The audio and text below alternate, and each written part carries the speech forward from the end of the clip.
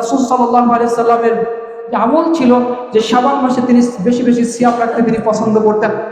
এই ব্যাপারে আয়েশা রাদিয়াল্লাহু আনহা 1970 নম্বর হাদিস সহিহ বুখারীতে বর্ণিত হয়েছে, মা রাইতু আকসারা সিয়ামান মিন ফি শাবান, আমি রাসূল সাল্লাল্লাহু আলাইহি ওয়াসাল্লামকে শাবান মাসে অত্যাধিক সিয়াম পালন করতে দেখেছি।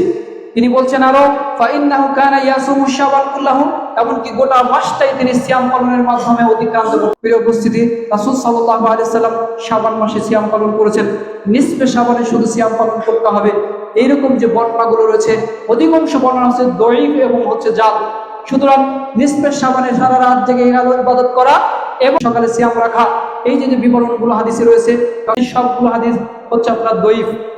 যাই হোক, শাবান মাসে আমাদের করণীয় হচ্ছে শুধু নিসফে শাবানকে আমরা প্রাধান্য দিব না, বরং যদি সম্ভব হয় গোটা মাসে সিয়াম রাখবো, যদি তা না হয় 1 থেকে নিয়ে 15 দিন পর্যন্ত সিয়াম রাখবো। এভাবে আমরা শাবান মাসকে মূল্যায়ন করবো, কেননা রাসূল সাল্লাল্লাহু আলাইহি ওয়াসাল্লাম এভাবে মূল্যায়ন করতে বলেছেন। শুধু আমাদের সমাজে যেটা সবে বরাত নামে পরিচিত আছে, এই দিনকেই সিয়াম রাখবেন, এই দিনকে ইবাদত করবেন, এটা বেদাত। এই কর্ম থেকে আমাদেরকে অবশ্যই বেঁচে থাকতে হবে।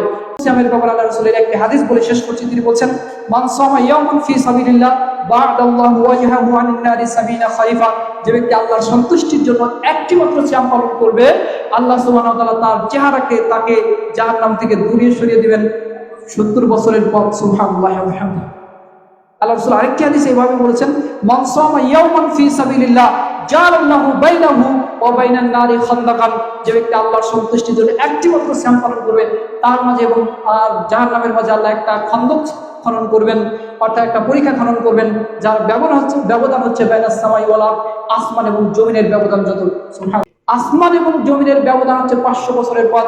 আপনি যদি একটা সিয়াম আল্লাহর সন্তুষ্টির জন্য রাখেন, নফল সিয়াম যদি আল্লাহর সন্তুষ্টির জন্য রাখেন, তাহলে আপনার থেকে জাহান্নাম দূরে চলে যাবে।